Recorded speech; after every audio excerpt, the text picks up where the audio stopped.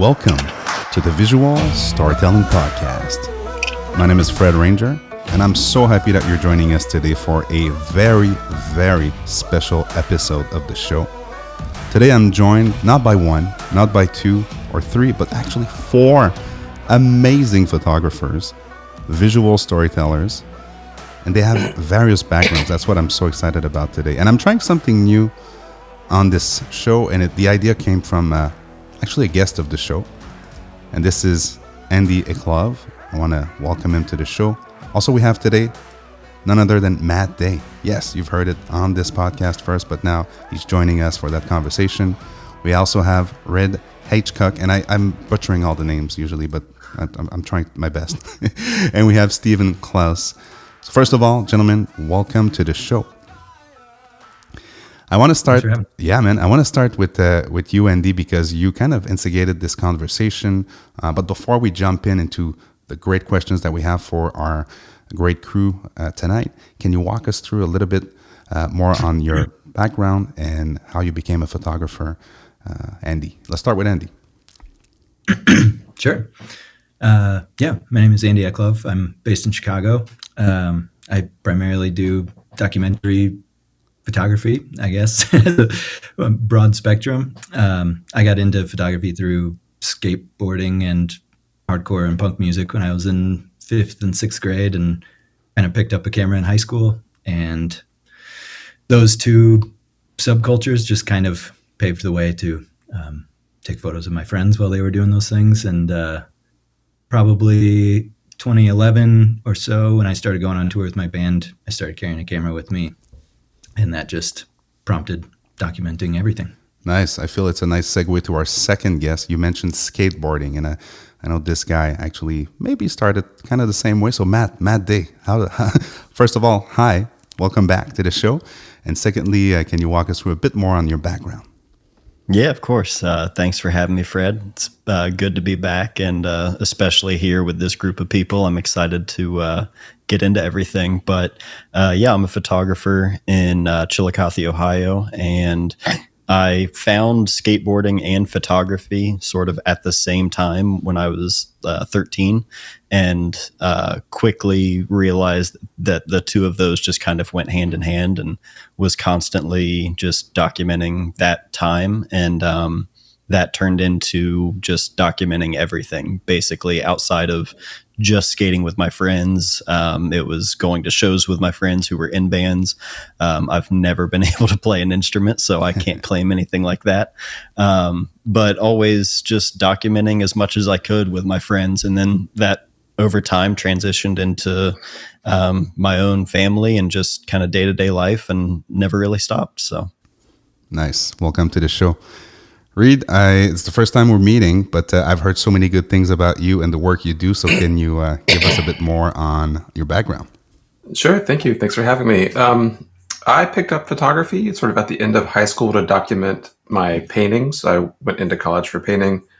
Shortly thereafter, realized I liked photography way more than painting. And by the end of college, that was basically what I was doing with all my free time. And through college, going to shows in North Carolina, documenting punk and hardcore bands. And then I lived in Boston for 10 years after college, and that just made it far worse, going to shows all the time, riding in the, bands, vans with people. There's a record label I did a lot of work with up there, and have kept on doing that for, the past 20 years. And now I'm back in North Carolina, documenting life, going to shows, shooting bands, traveling, that kind of stuff.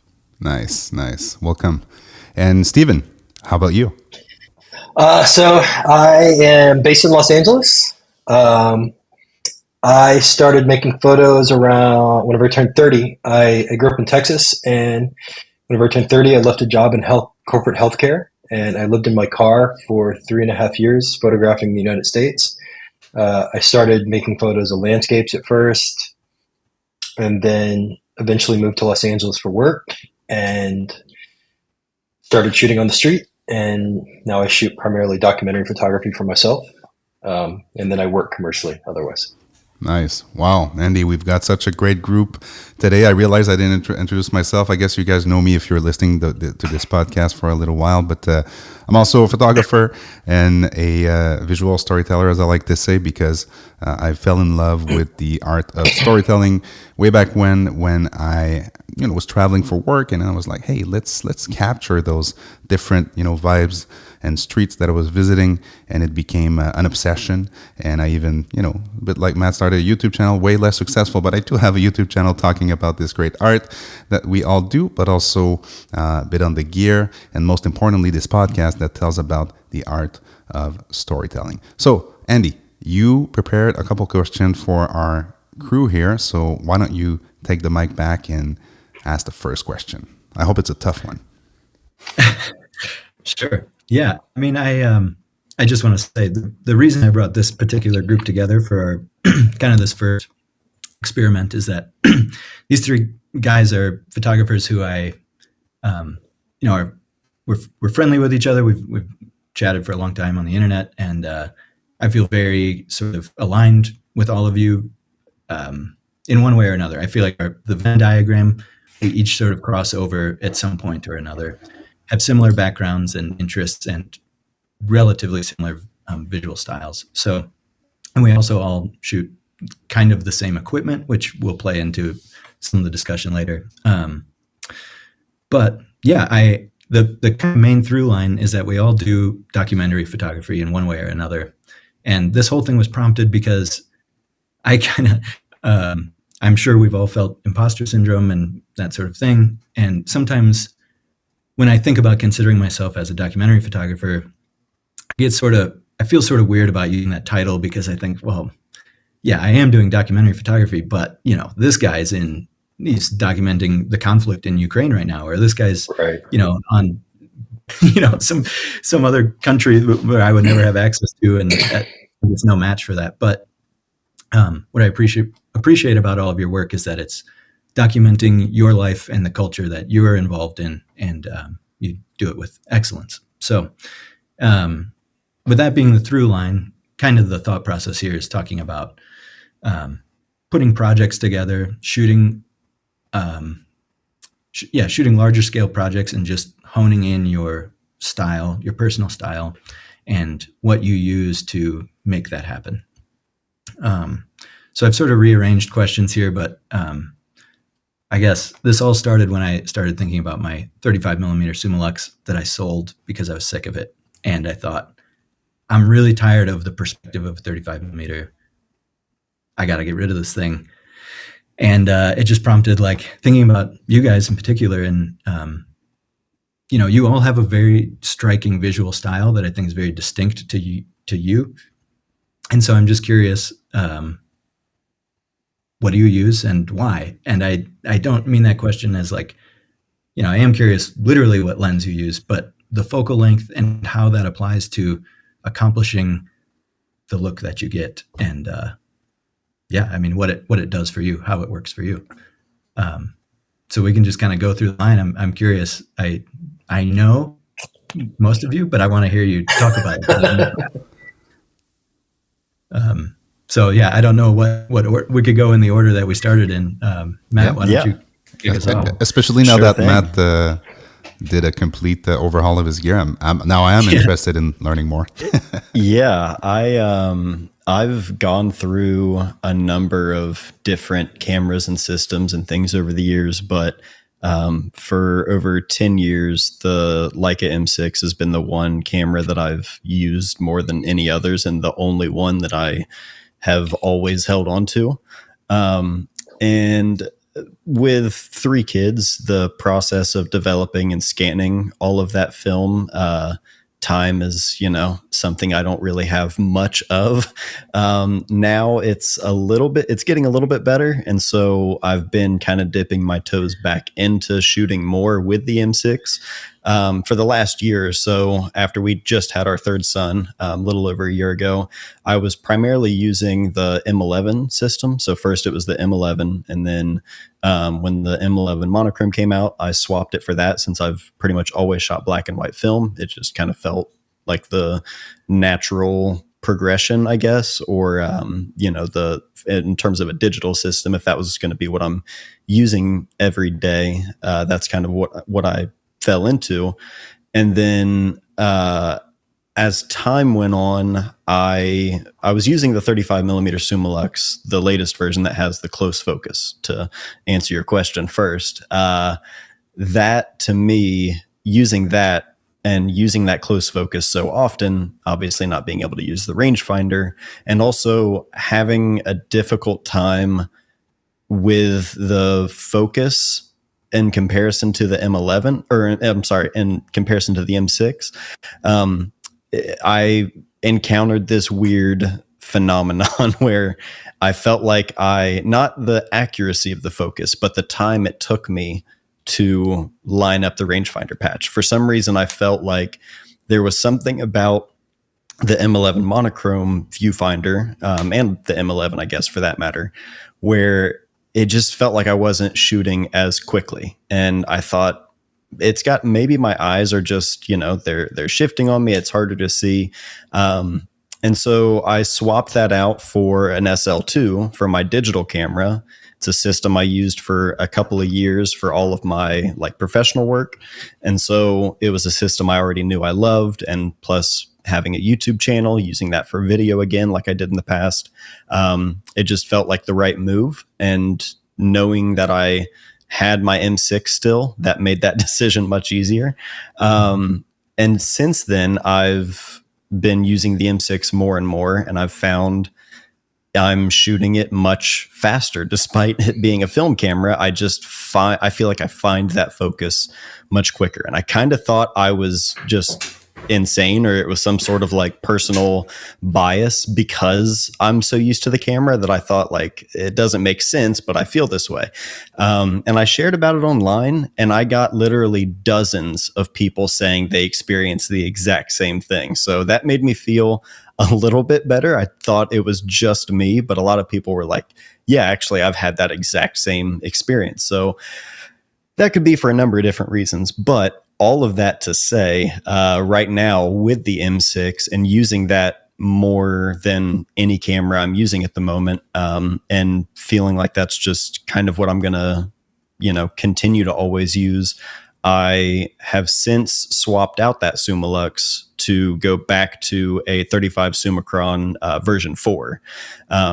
So it's a little bit of an older lens, but it's got an amazing look to it. And it's one that I used years ago for a long time. And it was super compact lens. It's nice and sharp, and especially with film, it's plenty sharp enough, but just the look that lens has, I'm a sucker for it. And so, I've since reverted back to that. I kind of like the philosophy of, if a new piece of gear is coming in, I try to, have it take something's place. I try not to hoard a bunch of camera gear. I also can't afford to just continue consuming a bunch of cameras, because children are far more expensive than photography. So, but yeah, that's what I'm shooting with. The camera hasn't really, as far as the M6 goes, that's what I've kind of always stuck with. But yeah, the 35 millimeter focal length. I've bounced around a lot of different 35 lenses, but I cannot seem to let go of that specific focal length. Yeah, you feel like that, the 35 just field of view is I'm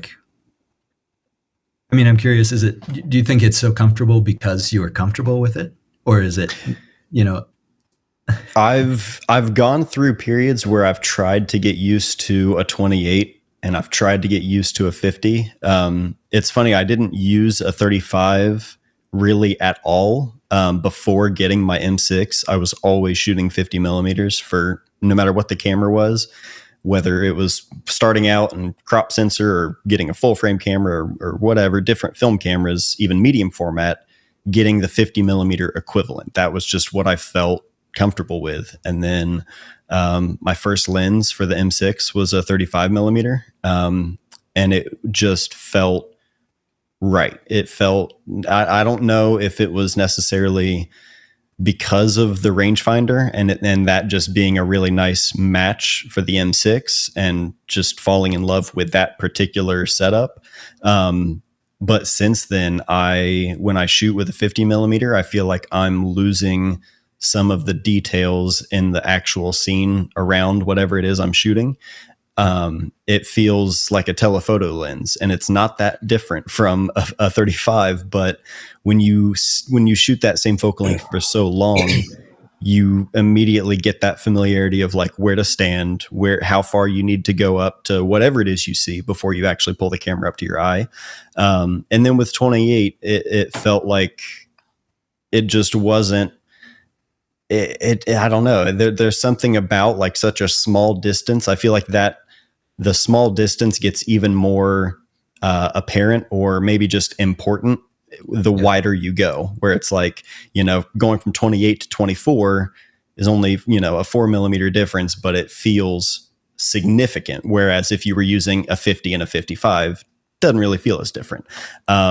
So there's something about the 28 that just always felt a little bit too wide, where I felt like I couldn't clean up the frame as much as I would like to, but the 50 just felt too restrictive. So I've bounced around and tried to break out of it, because I like the idea of using each focal length to its strengths. But there's something about the 35 where if I just leave the house with only that lens, there's no second guessing anything. I'm not wishing I brought XYZ, Totally.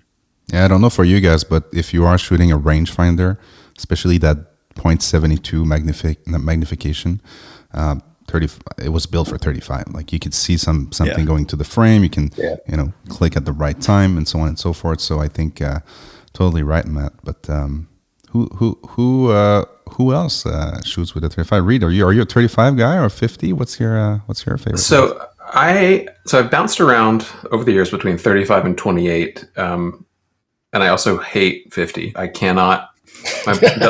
My brain does not compute that focal length. I don't know what it is. In medium format, I'll shoot an 80 or 50 equivalent all day long, but on that 35 square or rectangle, just does not compute. So jumping between the 35 and the 28, I've spent a few years only on shooting 35, but I've keep coming back to 28 millimeter on my M6.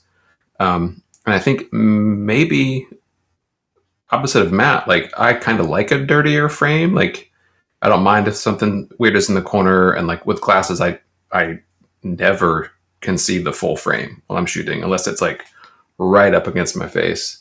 And I've just kind of gotten used to that.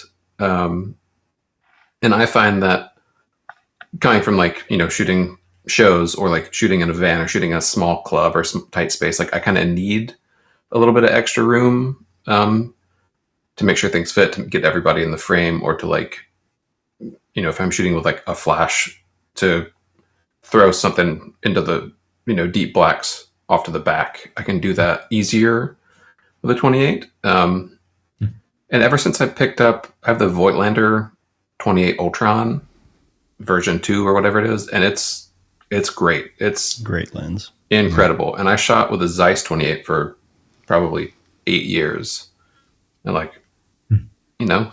I don't need to go back to that now, because this Voigtlander is really, really something else. So nice. Steven. Sorry. One more thing. Yes. I speaking of viewfinders, I looked through an MP at the camera store recently. It might be a problem. It's bright in there. It's bright in there. It's just a little bit cleaner and brighter than my M6. So I did get the MP viewfinder upgrade to my M6 a few years back, and kind of kicked myself for not doing it sooner, because it does make a difference. So not to push you over the edge, but How does that, Matt? I'm curious how that compares to M10 or M11, as far as and Reid too. I guess you have an M10, right? M10P.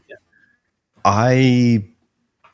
I never really had the flaring issues with the digital cameras. For some reason, I just felt like the contrast of the actual rangefinder patch itself, it just felt like it wasn't as strong as the contrast in the patch of the M6. And again, this could all be part of what's in my head and apparently dozens of other people. But that's how it kind of felt to me. I don't know. There's something about that M6 viewfinder where it feels like things just snap right into alignment, you know? Man, you're giving me now I need to upgrade my M6. I hate this show. Steven, what about you on your M10? Oh man, I guess I'm the odd guy out. I shoot 50. I live and die on a 50 millimeter. And there's a couple reasons for that. I do love shooting on a 35, but whenever I'm shooting on the street, especially in Los Angeles, I don't just shoot photos of people. Sometimes I also shoot architectural stuff, or I shoot people in an architectural setting. And for me, I've found that 35 or even 28 can create too much geometric distortion. Yeah, exactly.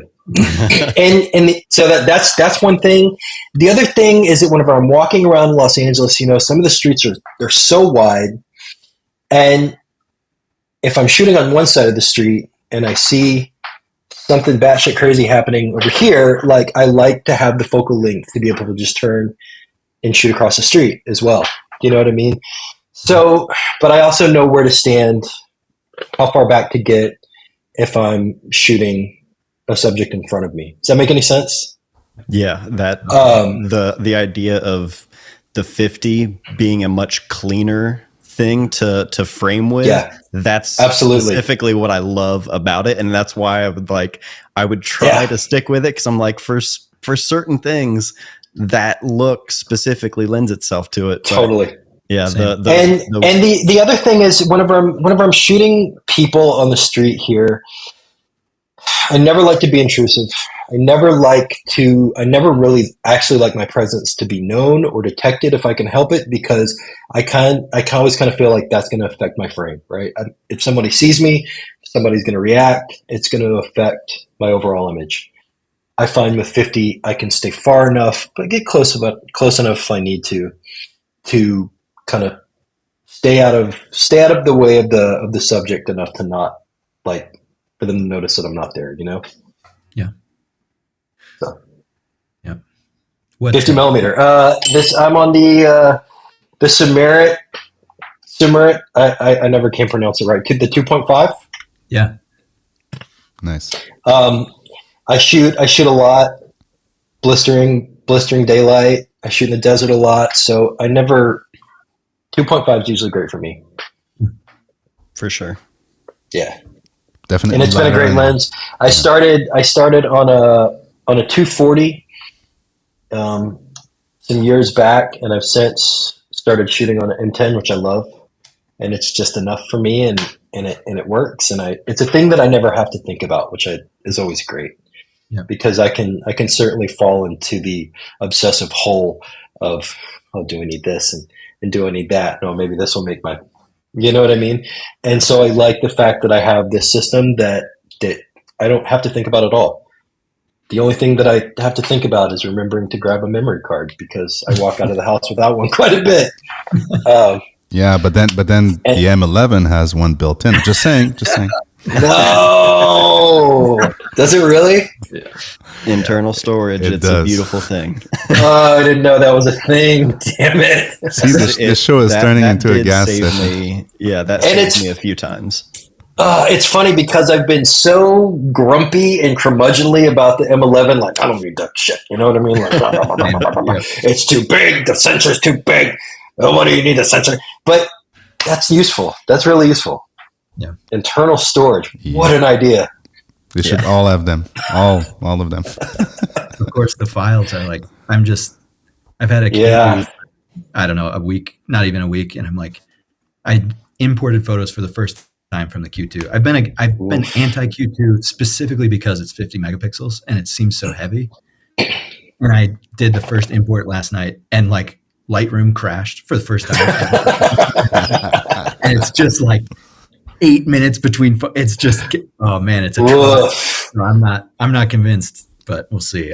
Actually, Andy, I've had to plug in an external SSD to fix that situation. It actually works better when you offload that disk spinning or SSD. It's even better.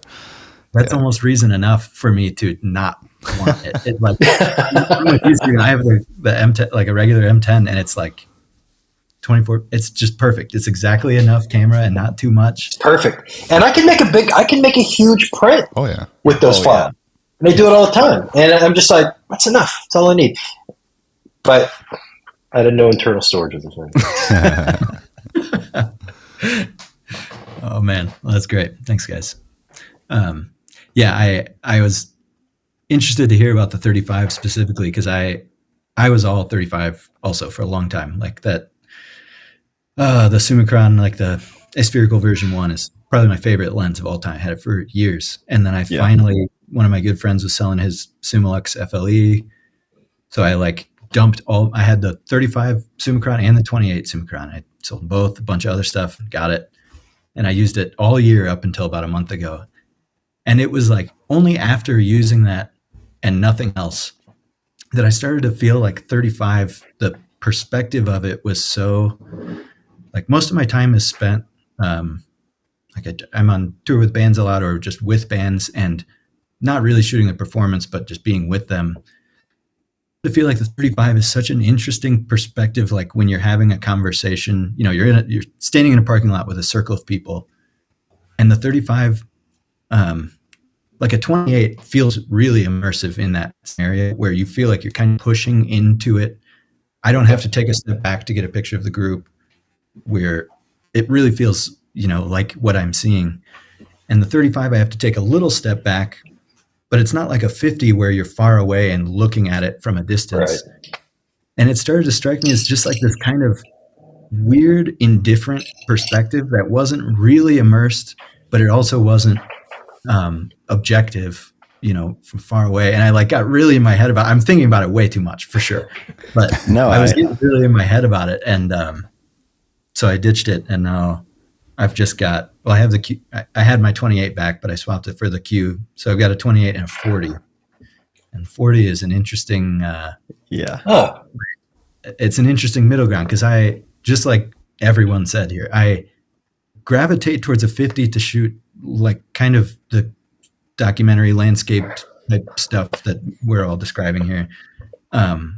Because I like that geometry stays square. Mm-hmm. And a 28 is way too wide for that, I think, for me. And a 35, the same deal. I can't quite get things to be, you know, if you're tilted up or down a little bit, stuff kind of goes crazy. It does. But if I try to take a picture of a human being with a 50, it looks like it's totally amateur hour. It's like, so the 40 has been interesting because it's just close enough to a 35 where I can kind of do what I need to do, you know, just observationally, but then the landscape stuff and buildings still look natural. They're not too wacky. You don't get that bulge in the middle that you sometimes get with layering things with a 35. Yeah. There's something about that I've noticed that same kind of thing where when I would shoot wide, I would be much less concerned about, you know, things being a little bit tilted or not squared straight on to something. 50, I feel like without that distortion and not having to worry about that, it kind of calms my OCD, I think, with like lining things up. The 35, there's something about that lens that it's kind of kept me in this point where unless it's like quick moving things, like if my kids are running around or if I'm hanging out with friends and I'm just kind of like shooting really quickly, if I see something that's still and I don't have to chase it, I can take my time. I find that I rarely ever shoot with the camera tilted forward or up or you know, tilted down, tilted up. There's something about trying to make it seem as if it really is just like how you would naturally see it and not how you would photograph it. It's an interesting kind of like mental thing where I'm like, I can't line things up perfectly, but I also don't want to do any sort of like camera play with this or like trickery. You know what I mean? I don't want to like skew things with a really wide lens, and I don't want to try to clean it up too much. It's like a very sort of, and I guess boring or just very objective way of like looking at something, as opposed to like, I don't know, trying to use the lens to like work with that to make a prettier picture, I guess. Yeah. It's really interesting. There's something about that specific focal length that, with that distortion and just the way it comes across in a still picture, just in that frame. It's really interesting. Here's just to dive a little deeper and really, really go all in here. Is there like, I notice with certain lenses, like that 35 Summicron I was talking about, I'm really comfortable with physically. And I notice with certain lenses, like I like a 28 a lot. I really enjoy it, but I drift from it because it can't do everything. So I kind of go back and forth. But I do notice, like, I've had the Elmerit, the 2.8, and the Summicron, the f2. And of course, like, I prefer the way the Summicron looks, but I gravitate towards the Elmerit because physically, like, the physical relationship focusing and moving around and the way I use a 28 determines the pictures that are made. So, like, is there, I guess what seems such a lens nerdy question, but like your physical relationship with how you're shooting, does that, is that a factor in deciding what lens you use and how you handle, like, the handling of it? Mm-hmm. Yeah, I think it's really important, honestly. Like with this 50, I've latched onto it. I know the tension to change the aperture ring. I know there's everything about it physically that I know and understand, and I think that really affects how I use it and how it ultimately performs for me. Just because I'm familiar with it, And I've had lenses with other focal rings that are focus rings that are stiffer, and some have too much throw, and I don't know. Yeah, I'm with you on that one, Stephen. I think it was you, Reid, who mentioned the Voigtlander. Honestly, I've tried the Summilux, the 28 Summilux, and I go back to the Voight just for two reasons. Andy, the first one, so small. The build quality is, I would say, the Leica fans and Leica fanboys won't like me, but it's on par with any Leica lens, metal, everything. And to your point, Stephen, I know it by heart. I know exactly where to put it to get my f8 and just get everything in focus. So it's really something when you find your lens, to your point, and you're like, wow, I don't need a $5,000 lens. I need this lens. It happens to be a Voigtlander. Just works. Yeah. And to that idea, like shooting a 28, like I push my film a stop or two all the time. So like I can stop down f8, f11, and like you said, I don't have to worry about focus as much. That deep focus is great. But on the other hand, this past or 2 weekends ago or whatever, I borrowed a friend's 40 millimeter Summicron. Yeah, the 40 Summicron. I hadn't used it in years. Threw it on there just for something different, and like the physicality of it really threw me off because it was so different. It was crazy. I mean, it's a crazy small lens. So I kept having to make sure like I was even touching it because it's like that little tab is strange. It's super close to the body. So it just, on one hand, it made me slow down and like really make sure like I was contemplating what I was photographing, but that made it much less instinctual than a 28 like I'm used to. Yeah. So that's just the trade-off. Yeah. That kind of stuff for me always makes a difference. If regardless of what the actual picture looks like and the way the lens renders things and the quality of it, if it doesn't feel right on the camera, at least just based on my own personal preferences, it's hard for me to look past that. I want to have something that I don't really have to think about or worry about. It's like the less I think about it, the better. Yeah, agreed. On the topic of that 40 Summicron, that's what I've got right now on the M10. And it's like, one thing I do like about it, speaking of wearing glasses and a 35 or a 28, I like a 35 a lot, but it's just still the frame lines are just too wide for me to see with my, so I'm guessing a lot. And a 28, obviously, it's just kind of a gamble, but I like the 40 because it naturally brings up 50 lines.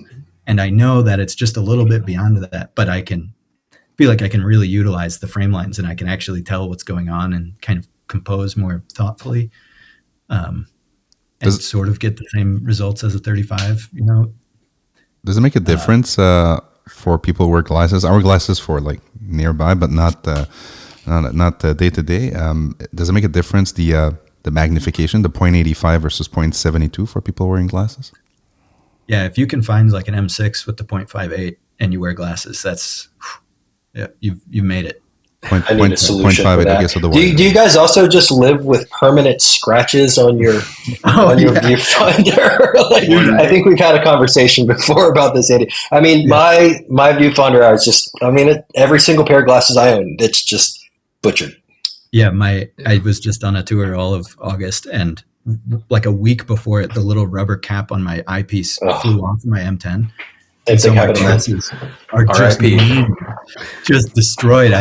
Finally, we stopped at Leica in San Francisco, and they had an extra eye cup thing, but it just ruined my Lucky you, man. It took me 2 months to get a new one from Leica. For sure, yeah. I had an inside man help me out. Nice. Let's not go there. Let's not go to the territory of Leica availability of products. I don't think it's good for us. All right, I'm going to revert back to my list here. I have a whole section that I would like to talk about, but maybe we save it for another. We'll save this for another episode. But so here's a question I have for you guys. Have any of you seen the show How To with John Wilson? Are you familiar with this at all? Mm-mm. No. Okay. I'll breeze through it real quick. It's a HBO show. This guy, sort of observational, like it's basically street photography in video form, as far as the five of us are concerned. Oh, the one on HBO. Yes. Yeah. Yeah. So he's running around with his video camera and shooting stuff on the streets of New York. That's all you need to know. But there's a scene towards the end of the last season where he's in a therapist's office and he's recording his interaction, and she says to him, John, have you ever considered not having this camera with you, because it kind of puts up a barrier and our relationship is now sort of tainted because you're always filming me and we don't have a natural relationship. So I've been thinking about this a lot because I do not leave a room without my camera, basically, let alone the house. And I've been trying to carry my camera less and less. And my wife shoots Leica too, and she is bringing her camera more and more. And so it's sort of, I'm trying to like leave it at home, let someone else do it, or just live this experience for once. But it does make me think about, like, for one, I'm always nervous I'm going to miss some great, shot. Of course, it's hard to not think about that. But I do think sometimes by not having it and just thinking or considering, it's like maybe that makes my photos the next time that much better by just having this one outing where I'm not putting the viewfinder up to my eye. But I don't know. I'm kind of just curious what you all think about that. And how does it affect your life? Is it on your mind ever, or how do you go about it? I pretty much always have carried a camera with me everywhere I go since I started. And that's just been how I've operated and like how I see and experience things and process things. And I, like, especially as my kids were starting to, once they were born and the first few years and everything, it was just like, I felt like more than ever, I'm like, I have to have a record of this because it's going so fast and everything is changing so quickly. And truly, like, the last year to 2 years have probably been the most like restraint I've put on myself in regards to taking less pictures like day to day of my kids and my family. Like, I still do, but it's it's far less of a thought than it was before. And I don't know if it's just because they're getting older. And so now it's like I'm having conversations with them and we're doing different things other than me just like watching them all of the time. You know, it's like we're doing completely different things. And there have been plenty of moments where it's like I'll see whatever it is we're doing and I'm like, that's a picture. Whatever it is, it could be something super, you know, normal and nothing out of the ordinary, but I would just see it. And I find myself less and less worried about like, oh, I have to get that, and just doing that kind of thing where I'm like, no, I'm here like right now. I don't need to bring in anything to interfere with that. And it's so opposite of how I have felt and like how I've operated pretty much all of my life. And I don't think, to your point, like, well, maybe just taking it in and living it will just better, you know, lead to better results when I do bring out the camera. I haven't found that for myself, because if anything, like that sort of habit, it makes it almost harder for me to bring out the camera, because I've grown as like this newfound sort of appreciation for like not getting the picture as soon as I see it, and like not stressing about I've got to get this picture. In a way, it's like I have to convince myself at times, like, just take the picture, like just do it. You know what I mean? So it's like finding that weird balance. I still always carry the camera with me, but I'm so much less in, you know, photographer mode than I was before. And like I said, I think that's just due to the kids getting bigger and life getting busier in general. But I have found a new kind of appreciation for that kind of thing, where I'm like, I don't have to have every single second documented, you know, like there's a balance in there, I think, for everybody. And I don't think it's, you know, one size fits all. I think whatever feels right. I'm just trying not to, I guess, force it, maybe. Yeah. And I might be maybe the opposite of that.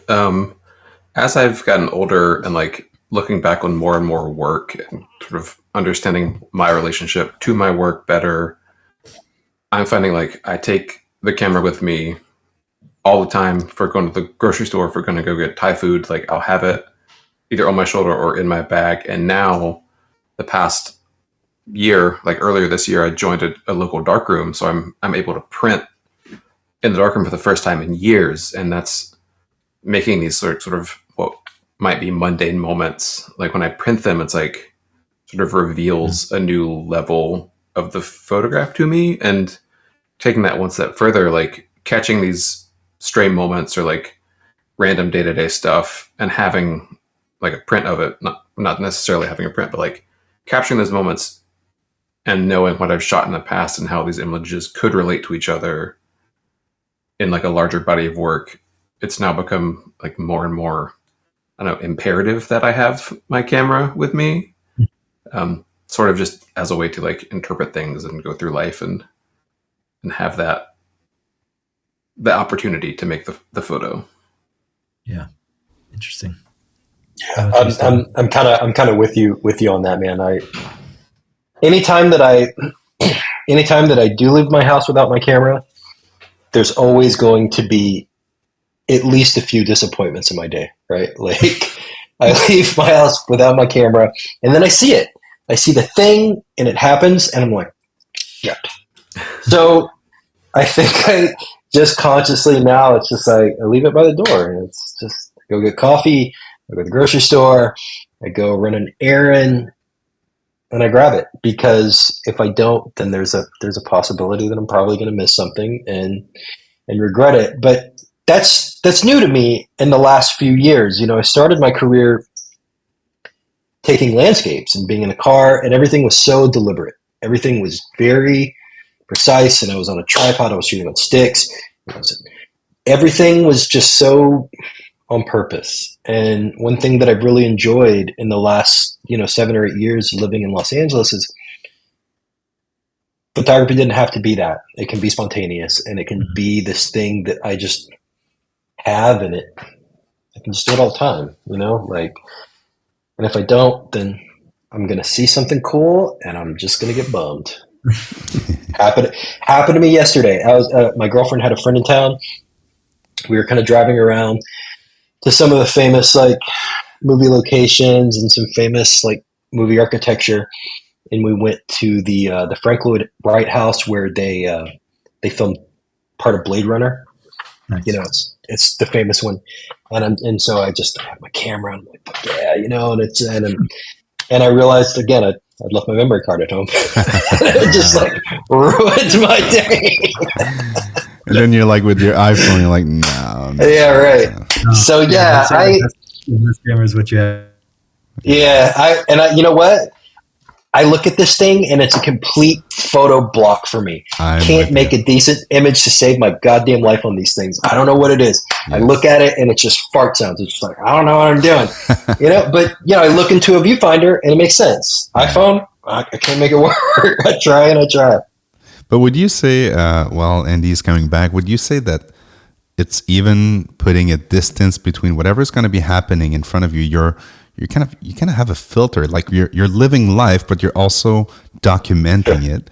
So it creates kind of a bit of a distance. Like whatever happens, we'll be able to either capture it or put a distance between what's happening and myself. So I'm never really exposed to anything bad that can happen in life. Like even I don't know if it was you, Matt, or I don't know who posted it, but an accident or something, and somebody documented it. But this was something bad happening, But for some reason with the camera, you feel like you have I don't like that word, like a superpower, but like you're protected from whatever's happening in front of you. I don't know for you guys, but for me, it's becoming that, yes, documenting life, trying to get a nice series of photos, maybe something that will contribute to my body of work, but it's become a psychological filter to life. And God knows life is not easy in the world these days.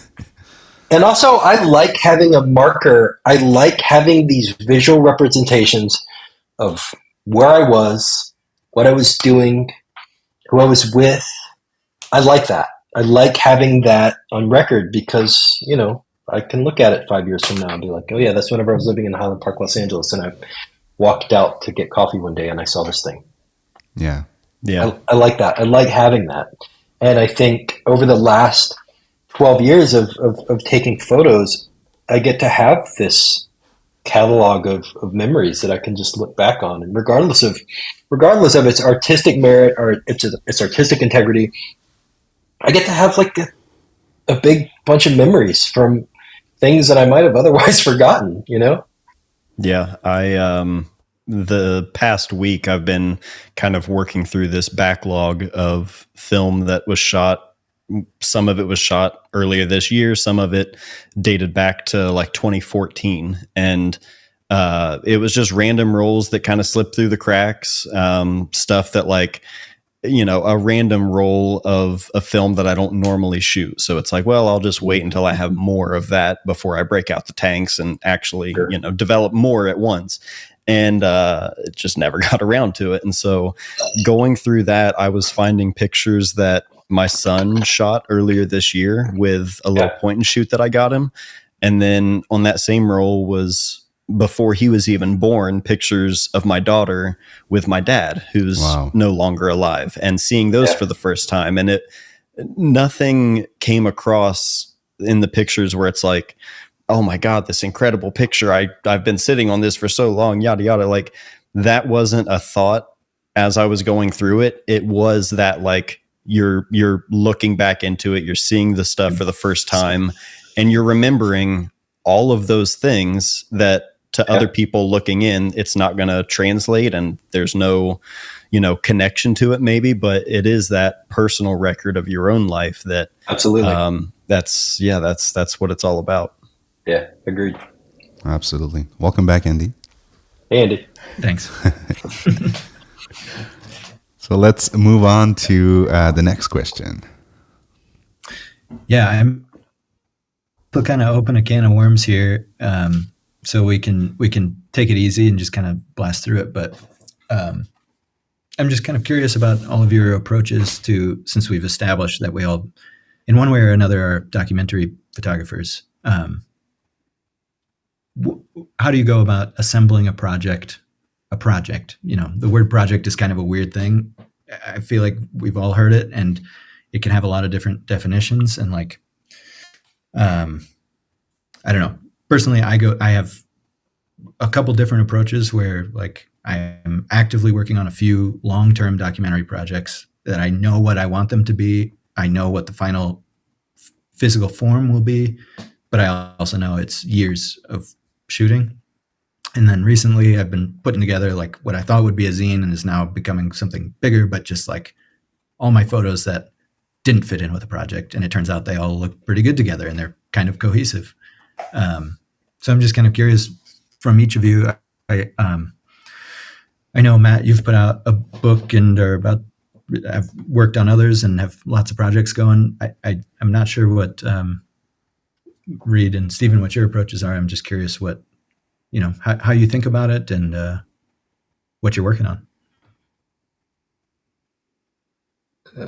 I'll jump in. Go ahead. My approaches, they differ sort of per project. I have some that are like, time limited or location limited. I have some that like my first little book I put out was just documents from a tour I did with a band through California, like a weekend with the band, put it together. The next one was sort of my own way of like processing, getting through winter in Boston, making photos about or when it's cold, looking back at work that made me feel a certain way. And then my most recent one was like peak COVID isolation, like kind of going off the deep end, researching number stations and like weird radio transmission things and like finding work that didn't necessarily fit in any other project and was just sort of weird that I had made over the years, and started like putting things together, finding like old radio ephemera and images from like the 40s that like started to create a narrative that I can follow, but is clearly very not linear or apparent. And I have a couple others that like, I shot 500 photos in the dog park when I first got my dog. And like, there's one kind of behind me, but like, just, sit on it for a few years, come back to it, see what it reveals. I have another one that I shot when my wife and I were like trying to buy a house. We'd go see these properties. And at the time I was shooting a Holga pan, like a 6x12, like great camera, piece of junk lens. So like how those looked informed how I was feeling informed how I was taking the photos on this crazy, really limited camera.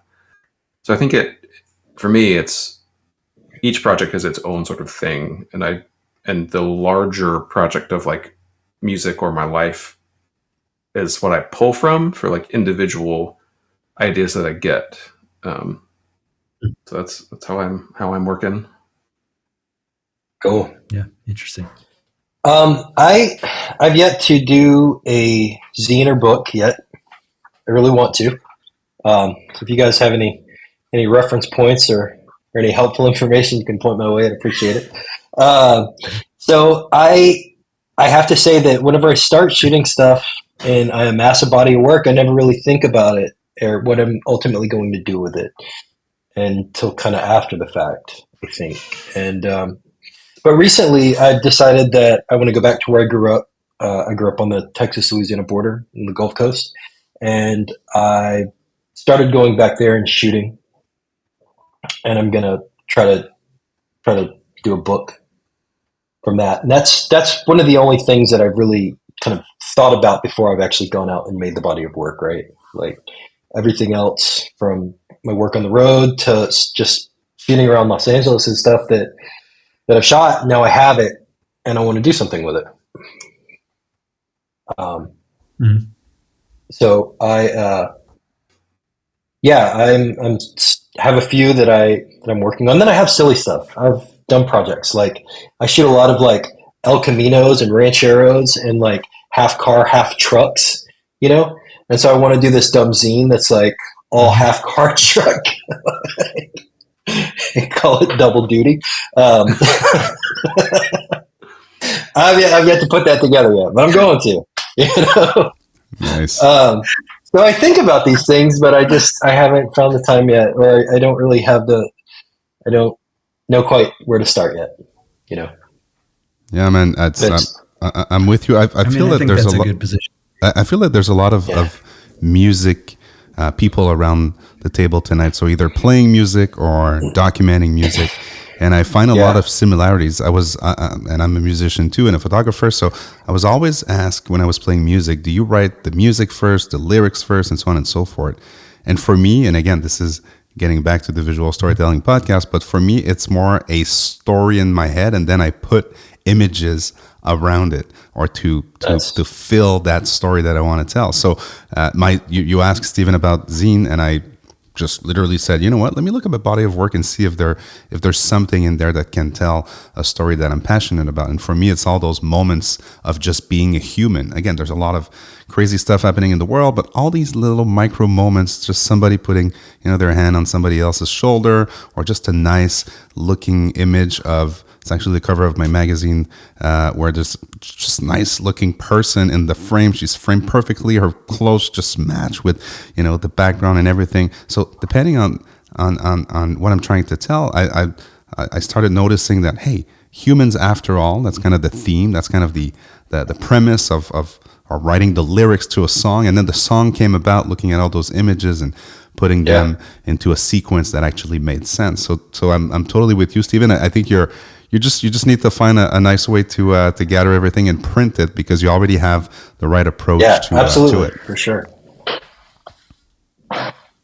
And I would say right behind Matt, that's how I've laid out all of my zines and books. You put things on a wall, put things on the floor.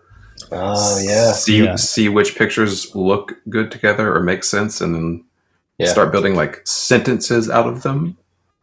And then that sort of me. Yeah.